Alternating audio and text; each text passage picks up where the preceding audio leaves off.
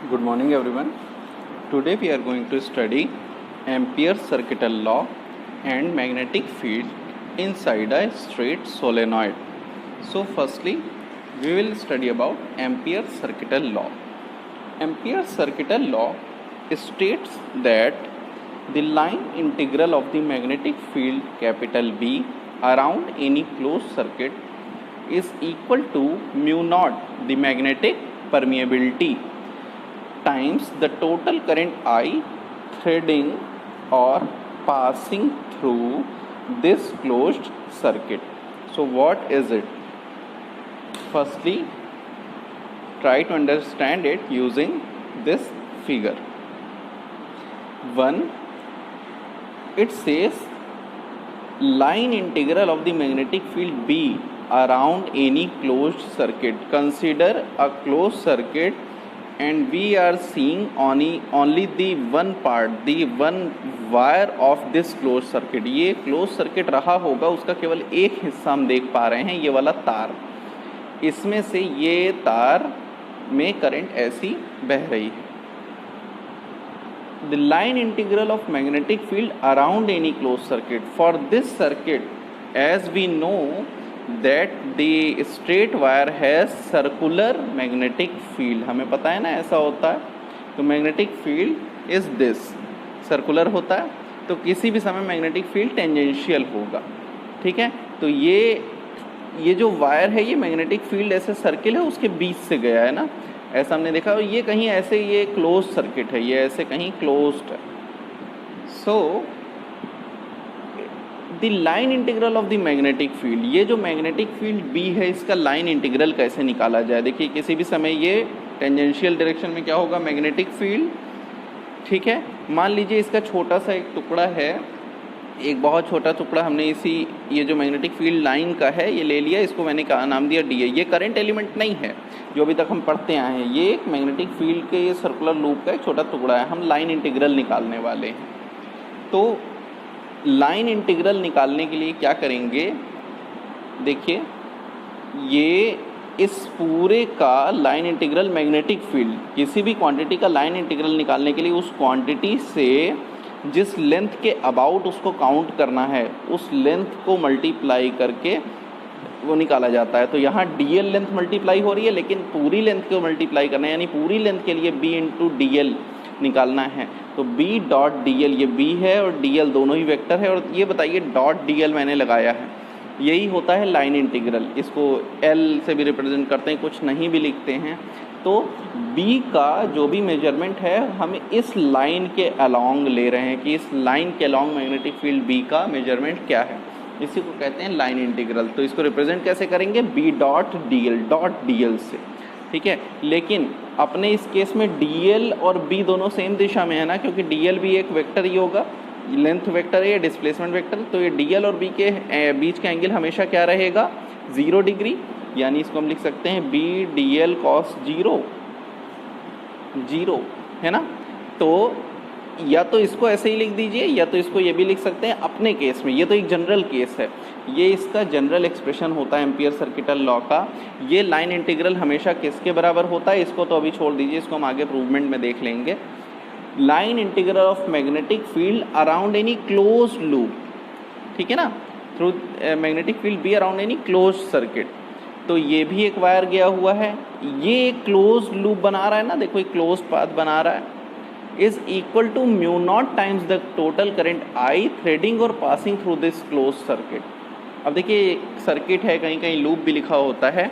तो अब देखिए कितनी करंट इस लूप के बीच से पास हो रही है, जो क्लोज लूप बना ये वाले के बीच से कितनी करंट पास हो रही है, मान लीजिए आई करंट इसके बीच से जा रही है.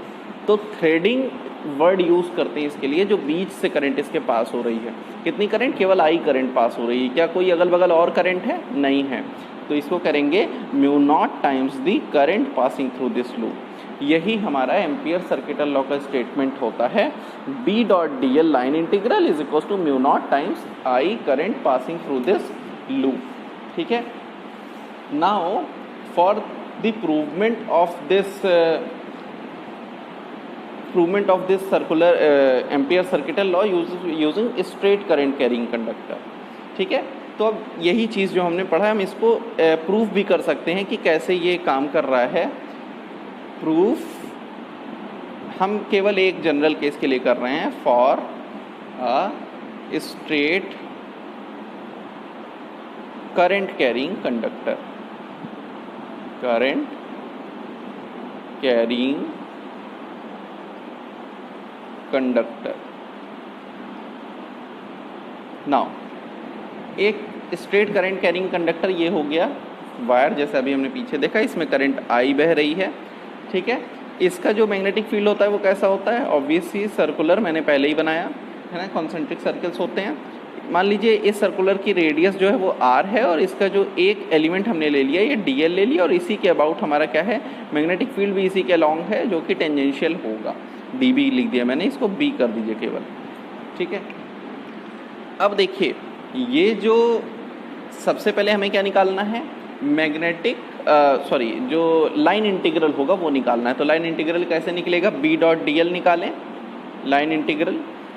Line integral about close loop, integral about close loop B dot D L is equals to, अब देखिए मैंने आपको पहले ही बताया बी और डी एल दोनों सेम दिशा में हैं तो इनके बीच का एंगल 0, तो बी डी एल कॉस 0 की वैल्यू क्या होती है 1, तो ये हो गया बी डी एल। ये तो हो गया लाइन इंटीग्रल, ठीक है।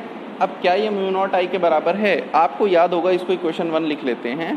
किसी स्ट्रेट कंडक्टर के लिए, for straight conductor which is infinitely long, conductor B कितना होता था, mu not I by 2 pi R, ठीक है। तो अब देखिए इस एक्सप्रेशन को यहाँ रख देते हैं। तो ये तो अभी एक्सप्रेशन हमारा हो गया, ये b की जगह रख सकते हैं हम। तो close integral b dot D L, अब देखो पहले तो मैंने ऊपर b डॉट डी एल निकाला, अब close integral b dot D L ये क्या बन गया, लाइन इंटीग्रल। ये किसके बराबर हो गया, b डी एल के, b की जगह b डी एल, यहाँ पे b डी एल हो गया तो b डी एल में डॉट हट गया ना, तो mu not I by 2 pi R रख दें b की जगह और dl रख दें, और इसका इंटीग्रल, क्योंकि इंटीग्रल लाइन इंटीग्रल हमें लेना है। अब आपको समझ में आ रहा होगा कि यहाँ पे जब हम लाइन इंटीग्रल लेंगे तो mu not I by 2 pi R तो बाहर हो जाएगा, क्योंकि r कांस्टेंट क्वांटिटी है, बाकी सब कांस्टेंट है। इंटीग्रल dl, अब जरा बताइए कि dl टोटल जोड़ के इंटीग्रल क्या होगा, सरकमफ्रेंस क्या होगा, रेडियस r है तो सरकमफ्रेंस 2 पाई आर, बस बन गया mu not I by 2 pi R, ठीक है, मल्टीप्लाइड बाई 2 पाई आर। तो कितना हो जाएगा म्यू नॉट आई, तो आप देखिए b डॉट डी एल जो हो गया, यानी जो लाइन इंटीग्रल हमने इसके लिए निकाला सर्कुलर लूप के लिए, किसके बराबर हो गया, म्यू नॉट आई के, और यही तो प्रूफ करना था, ठीक है। यानी स्ट्रेट कंडक्टर का हमें मैग्नेटिक फील्ड पहले से पता था, तो हमने दिखाया कि देखो ये लॉ वैलिड है, क्योंकि ये लॉ है, इसका कोई प्रूवमेंट नहीं होता, ठीक है, लेकिन हम इसको वेरीफाई कर सकते हैं स्ट्रेट कंडक्टर के लिए, ठीक है। अब देखिए हम अभी तो वेरीफाई किए हैं इसके, अगर हमें स्ट्रेट कंडक्टर का पता हो, लेकिन अगर मान लीजिए हमें स्ट्रेट कंडक्टर का ना पता हो, हमें ये पता है कि एम्पियर सर्किटल लॉ ये होता है, तो एम्पियर सर्किटल लॉ का इस्तेमाल करके हम स्ट्रेट कंडक्टर का मैग्नेटिक फील्ड इसी प्रोसेस को उल्टा फॉलो करके निकाल सकते हैं। सो application of ampere circuital law, application of Ampere's law for a closed circuit law to a straight conductor, जो हमने अभी निकाला उसी को अब हम मैग्नेटिक फील्ड जो हमने यूज़ किया था उसको अब हम निकालेंगे यहाँ से, हम मानेंगे कि हमारा एम्पियर सर्किटल लॉ हम यहाँ पे अप्लाई कर रहे हैं। मान लीजिए ये एक स्ट्रेट वायर है, ठीक है, नीचे से ऊपर को करंट बह रही है। अब देखिए हमको पता है फील्ड लाइंस स्ट्रेट वायर की कैसी होती है, सर्कुलर होती है, वही जो प्रोसेस हमने अभी किया वही हम यहाँ पे करेंगे। इसकी रेडियस r ले लिया, मान लीजिए मैग्नेटिक फील्ड लाइंस ऐसी पोजीशन पे लिया जहाँ रेडियस r है, इसी पोजीशन में मुझे मैग्नेटिक फील्ड निकालना है r दूरी पे स्ट्रेट कंडक्टर से, ठीक है ना। तो r दूरी पे फील्ड लाइंस कैसी होगी, सर्कुलर होंगी, b की दिशा यही होगी। मान लीजिए एक छोटा टुकड़ा हमने लेंथ का लिया तो dl की दिशा भी क्या होगी, यही होगी, ठीक है ना। तो b और dl के बीच का एंगल 0, तो वही close integral b dot D L निकालें पहले, तो b डॉट डी एल क्या हो जाएगा, केवल close integral b D L cos 0, क्योंकि एंगल 0 है बी और डी एल के बीच का, दोनों अलॉन्ग हैं, तो बी और cos 0 1, तो हम लिख सकते हैं क्लोज डी एल। अब देखिए D L D L D L इस तरह का पूरा एक सर्कुलर पाथ, तो बी इंटू 2πr, यहाँ तक कोई प्रॉब्लम नहीं है। Now applying ampere circuit law, उस बार हमने बी की वैल्यू रख दी थी, यहाँ अब हमें बी की वैल्यू निकालनी है, क्योंकि हमें पता है कि एम्पियर सर्किट लॉ तो सही है, लेकिन हमें स्ट्रेट कंडक्टर के लिए फील्ड निकालना है। Ampere's, applying ampere's circuit law. So close integral B dot D L किसके बराबर होता है एम्पियर सर्किट लॉ में? म्यू नॉट आई के। रख दो इसको, इक्वेशन 1 और 2 से मिला लो। So B into 2πr is equals to mu not I, है ना। So B is equals to mu not I by 2πr, ठीक है। So this is our expression for magnetic field for a straight conductor, और यही हम दूसरे method से भी हमने कभी देखा था, ठीक है। तो ये हो गया एम्पियर सर्किटल लॉ और स्ट्रेट कंडक्टर में उसका application. Now we will apply ampere circuital law to straight solenoid. Magnetic field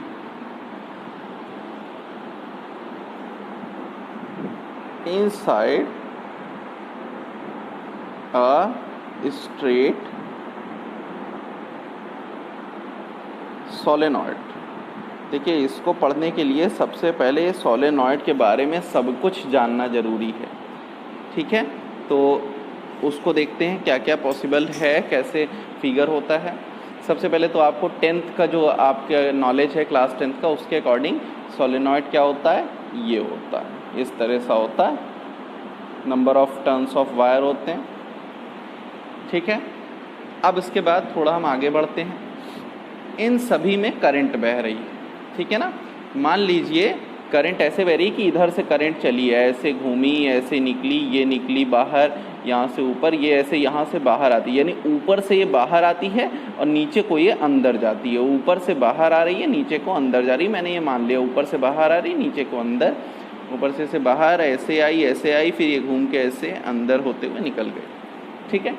तो अब मैं इसका अगर क्रॉस सेक्शन करूँ, ऐसे बीच से काट दूँ और केवल तार में मैं मान लूँ कि इसके बीच में हमारा पेपर फंसा हुआ है, ठीक है ना, ऐसे बीच से क्रॉस गया हुआ है। तो स्प्रिंग का आधा हिस्सा, जो स्प्रिंग का शेप है, इसका आधा हिस्सा हमारी तरफ है, आधा हिस्सा उसकी तरफ है, ऐसे क्रॉस सेक्शनल व्यू में, ठीक है। तो मैं वैसा सीन अब बता रहा हूँ, ठीक है। तो उसको प्रॉपर समझिएगा, एक एक फिगर। ये ऐसे तार निकला, यहाँ तार मेरे कागज़ के अंदर से निकला है और ये नीचे को अंदर जा रहा है, ठीक है ना। इसी तरह यहाँ पे तार निकला, ये अंदर गया, यहाँ पे तार निकला, ये अंदर कागज़ में चला गया, ऐसे ऐसे ऐसे ऐसे, ठीक है ना। मैं बहुत सिंपल लैंग्वेज में समझाने की कोशिश कर रहा हूँ। यहाँ से तार निकलता है, यहाँ को अंदर जाता है। आपको पता है कि तार जब स्ट्रेट वायर में करंट बहता है तो फील्ड लाइंस उसके अबाउट सर्कुलर होती हैं। तो अब देखिएगा, समझिएगा कैसे कैसे फील्ड लाइंस हैं। यहाँ फील्ड लाइन कैसी होंगी, ऐसे कॉन्सेंट्रिक सर्किल होंगी, बस वही छोटी छोटी से कॉन्सेंट्रिक सर्किल्स होंगे।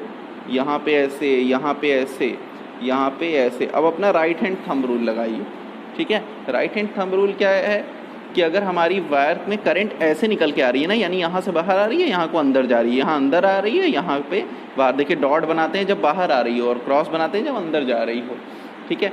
तो अब देखिए यहाँ समझिएगा कि जब बाहर आ रही है तो हम अपना ये नियम लगा दें, ठीक है ना, कि करंट हमारी तरफ आ रही है। अंगूठा अपनी तरफ कर लीजिए, तो कर्ल कैसा, लेफ्ट साइड में, यानी ये फील्ड लाइंस की डायरेक्शन ऐसे बनाना है, ठीक है, ऐसे बनाना है, कोई इशू नहीं है। इसी तरह यहाँ पे भी ऐसे बनाना है फील्ड लाइंस, ऐसे इधर फील्ड लाइंस, यानी काउंटर क्लॉकवाइज, है ना, काउंटर क्लॉकवाइज बनाना है। अब अगर नीचे वाले में देख लिया जाए, वहाँ पे भी तो सर्कुलर होंगे ना पाथ, यहाँ पे भी सर्कुलर ही होगा, लेकिन ये ऐसा सर्कुलर होगा, ऐसे perpendicular to our plane of the paper.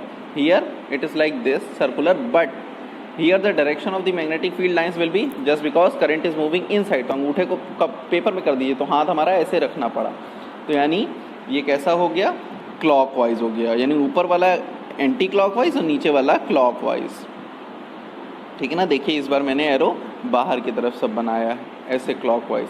तो अब देखिए ये छोटे छोटे मैग्नेटिक फील्ड तो हैं, लेकिन चूंकि हमने मैग्नेटिज्म में पढ़ा है अपने 10th के बोर्ड सिलेबस में कि जब फील्ड लाइंस बहुत पास पास होती हैं तो वो एक दूसरे से जॉइंट होके फील्ड लाइंस बड़ी फॉर्म करती हैं। तो ये सारी फील्ड लाइंस ऐसा सा एक फील्ड लाइन फॉर्म करेगी, ऐसे। ये सारी छोटी छोटी फील्ड लाइंस जब बाहर की ओर कंसेंट्रिक सर्कल्स इंप्रूव करेंगे या इंक्रीज करेंगे रेडियस के साथ, तो ये फील्ड लाइंस एक दूसरे के साथ ज्वाइन होके फुल पाथ में फॉलो करेंगी, यानी यहाँ पे भी यही हो जाएगा। और चूंकि ये एक दूसरे को अंदर रिपेल करेंगी तो ये फील्ड लाइंस स्ट्रेटनिंग कर लेंगी, यानी सीधी हो जाएंगी, ऐसे ऐसे, समझ रहे हैं। तो ये यहाँ पे क्लॉकवाइज यानी इस तरह से, ठीक है ना, और यहाँ पे इस तरह से, ये वाला। तो अब आपको दिख रहा होगा कि कैसे फील्ड लाइन फॉर्म हो रही है। ये एक बार मैग्नेट जैसा बन गया, ठीक है ना, ये एक बार मैग्नेट जैसा बिहेव हो गया, ठीक है। तो क्योंकि यहाँ से सारी फील्ड लाइन निकलती दिख रही हैं और यहाँ को इस वाले में जाती दिख रही हैं, बस एकदम ये वैसा ही होता है कि ये फील्ड लाइंस यहाँ को जाती हैं और यहाँ से निकलती हैं, ठीक है ना। तो सोलेनॉइड में जब करंट फ्लो कराई जाती है तो कैसा बिहेव करता है, एक बार मैग्नेट के जैसा बिहेव करता है। अब एक जो बहुत इम्पॉर्टेंट है उसको भी समझ लेते हैं, वो है amperes right hand rule. Amperes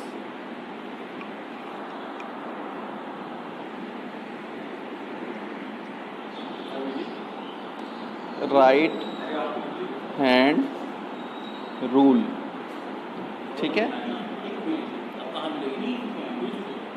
So according to this rule, if we grasp the solenoid with the right hand, so that the fingers point along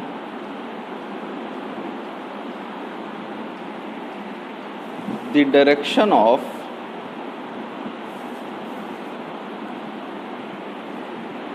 flow of current, then the extended thumb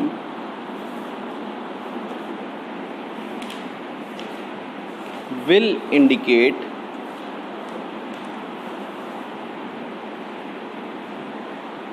the face of the solenoid that has polarity north. वही हमने शायद ये 10th में भी पढ़ रखा है, ठीक है। तो देखिए अब हम यहाँ पे एम्पियर सर्किटल लॉ अप्लाई करने के लिए इसी सोलेनॉइड को क्रॉस सेक्शनल व्यू में डिवाइड कर रहे हैं।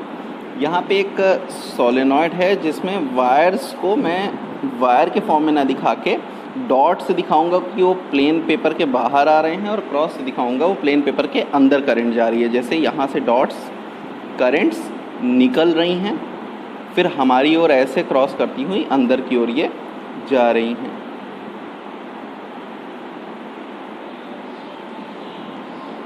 इस तरह से, ठीक है। तो अब देखिए, और फील्ड लाइंस को अब मैं लाइन से दिखा सकता हूँ, क्योंकि फील्ड लाइंस मैंने देखा था कि ये वैसा ही बिहेव करता है जैसा एक बार मैग्नेट होता है। तो ये फील्ड लाइंस हो गई हमारी। अंदर भी ये बाहर भी ये कुछ डिस्टेंस तक ऊपर फील्ड लाइंस होती हैं जो पैरेलल रहती हैं। तो यहाँ पे अब एम्पियर सर्किटल लॉ अप्लाई करने के लिए सबसे पहले हम एक क्लोज्ड लूप लेते हैं जो कि लीनियर लूप होता है, ठीक है। तो यहाँ कोई भी एक इस तरह का लूप ले लिए जिसकी लेंथ, ये लेंथ जो है ये बहुत ही ज़्यादा हमने मानी हुई है आइडियली।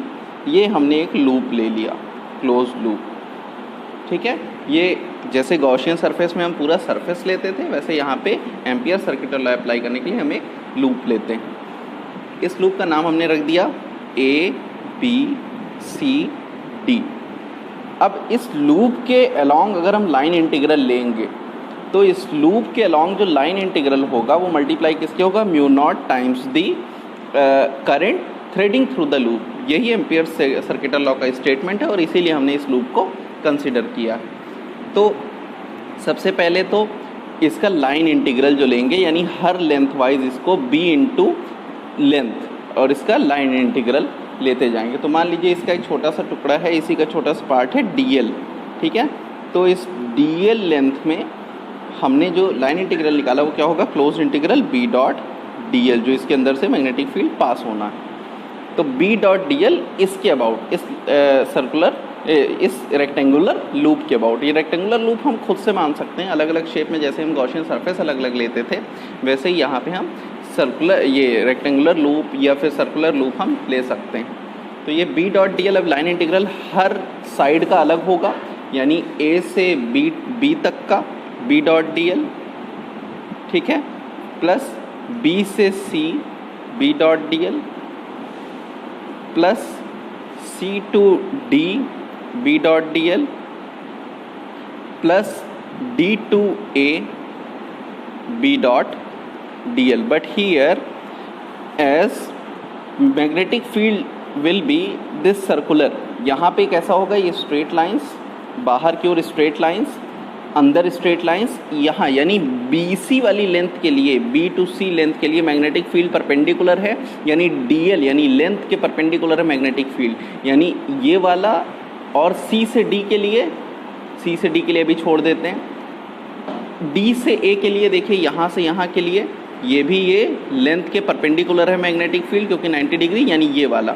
यानी अब हम इसको एंगल वाइज अगर हम ओपन करें तो हम पाते हैं कि ये एक्सप्रेशन है ए टू बी, यहाँ बी डॉट डी एल ही रहने देते हैं अभी, ठीक है। ये वाले में देखिए बी से सी में बी डॉट डी एल जो होगा वो B into D L into cos 90, angle between the length and the magnetic field is 90 degree. Alright, so similarly here and here also, here D to A it is also B D L cos 90 degree, and now this much is, it is similar d b dot dl. All right, now this much becomes 0, this much becomes 0, so this will be only these two terms a to b, b dot dl को हम अब देखिए a से b b dot D L, b और D L के बीच का angle 0, यानी इसको केवल b डी एल लिख सकते हैं। मैग्नेटिक फील्ड लाइन ऐसे और लेंथ वाइज भी ऐसे ही है ना, a से b तक के लिए। सिमिलरली ये वाला, लेकिन यहाँ वाले में देखें हमने क्या कहा था कि ये वाला, ये जो मैंने लूप है ये साइड बहुत लंबी ली है, यानी कहीं ऊंचाई पे जाके ये मैग्नेटिक फील्ड नहीं होगा, यानी इस वाले केस के लिए b इक्वल्स टू 0, सो b इक्वल्स टू 0 के कारण ये वाला टर्म भी c टू d b dot D L जो होगा ये भी ये जो मैग्नेटिक ये है ये भी 0 होगा, ठीक है ना। तो इसको इस तरह से नहीं लिखना है, इसको आप सीधे बाकी 3 को 0 लिख दीजिए डायरेक्ट, ठीक है ना, क्योंकि बी 0 ऊपर वाले के लिए और बाकी 2 के लिए एंगल 0। अब यहाँ पे देखिए ये एक्सप्रेशन जो बना तो केवल ये वाला सर्वाइव किया बी डी एल, तो यानी हमारा जो ये जो closed integral B dot D L था, है ना, ये किसके बराबर हो गया, केवल ए से बी डॉट डी एल के लिए, बाकी सारे क्या हो गए, 0 हो गए, क्योंकि लूप बहुत बड़ा ले लिया हमने, तो ऊपर वाले में मैग्नेटिक फील्ड ही नहीं है, ये दोनों वाली लाइन जो है इसके मैग्नेटिक फील्ड 90 डिग्री पे है, केवल इस वाले के 0 डिग्री पे है। तो अब यहाँ से इसको हम लिख सकते हैं बी डी एल कॉस 0, तो ये हो जाएगा B into D L only. तो क्लोज इंटीग्रल ए से बी इंटू डी एल। अब मान लीजिए ये लेंथ जो है यहाँ से यहाँ तक की लेंथ ये एल है, यानी डी एल कितना हो गया, ये एल के बराबर। ये क्या लिख दिया, ए से बी तक में लेंथ कितनी है, केवल बी इंटू एल, ठीक है ना। ये तो एक्सप्रेशन हो गया। अब इसके बाद जो सबसे इम्पॉर्टेंट पार्ट है इसका वो ये है, इस तरह में मान लीजिए इसके पर ये खूब सारे टर्न्स हैं ना, मान लीजिए पर यूनिट लेंथ में कितने टर्न्स हैं, if N turns, small N turns, इसमें कितने टर्न्स हैं, ये जो करंट हैं इस तरह के तार कितने बंधे हुए हैं इसमें, मान लीजिए यूनिट लेंथ में एन टर्न्स है, if N turns per unit length, ये मान लिया हमने, एन टर्न्स हैं पर यूनिट लेंथ में, तो एल लेंथ में कितने टर्न्स हो जाएंगे, सो एन एल टर्न्स होंगे एल लेंथ में, ठीक है ना। एल लेंथ में कितने टर्न्स होंगे, एन एल। अब बस यही यहाँ पे हम इस्तेमाल करेंगे। देखिए ये तो एक्सप्रेशन हाफ पार्ट हो गया हमारा, ठीक है। If side A B has length L and turns are small n, so number of turns in length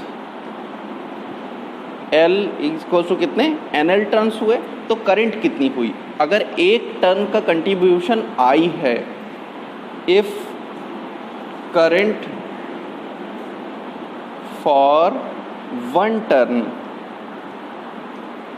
is equals to I, हर टर्न आई करंट कंट्रीब्यूट कर रहा है, हर टर्न आई करंट कंट्रीब्यूट कर रहा है, आई आई आई आई कितने टर्न्स, कितनी बार करंट लूप में से पास करी, एन बार पास करी ना, क्योंकि एन टर्न्स है, तो टोटल करंट कितनी हो गई, current for N turns will be, one turn will be I, so current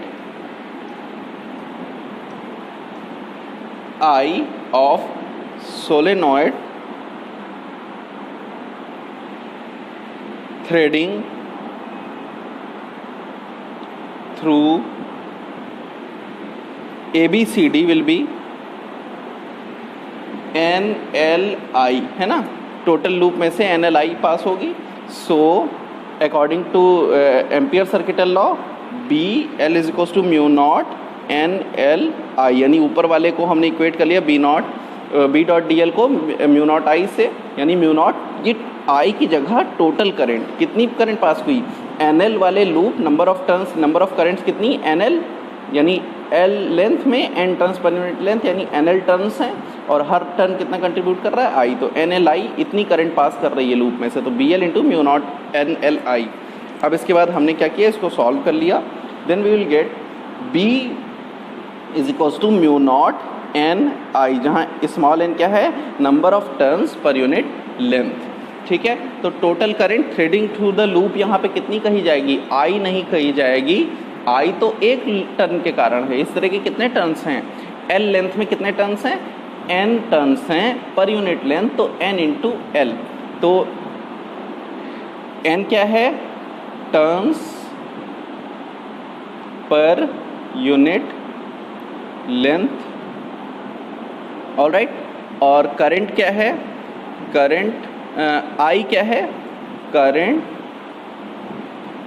for one turn. अब देखिए यहाँ पे क्या N का कोई रोल रह गया, सॉरी L का, कि कितना लेंथ का वो लेना है, क्या कहते हैं उसको, जो लेंथ ऑफ दी लूप है, नहीं रह गया, यानी पूरे मैग्नेटिक ये जो सोलेनॉइड है इसके, ये चाहे जितना लंबा हो, उसके लिए मैग्नेटिक फील्ड केवल इस पे डिपेंड करती है कि उसमें टर्न्स पर यूनिट लेंथ कितने हैं, ना कि उसकी लंबाई कितनी है। सोलेनॉइड में क्या इंपॉर्टेंट होता है, टर्न्स पर यूनिट लेंथ, ना कि उसकी लंबाई। तो ये हो गया हमारा magnetic field inside a solenoid, alright.